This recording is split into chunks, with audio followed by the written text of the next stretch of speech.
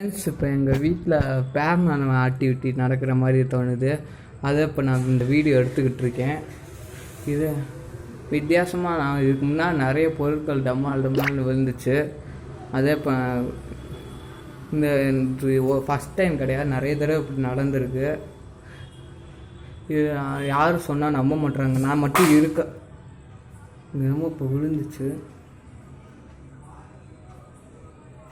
என்னமோ இங்கே நகர்ன மாதிரி சவுண்ட் ஓ மை காட், இப்படி ஒரு என்ன இப்படி நடக்குது,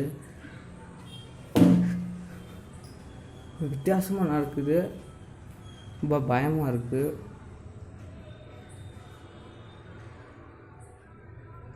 என்ன நடக்குதுன்னு தெரில, வித்தியாசமாக. இப்போ இந்த சேர் நகண்டுச்சு.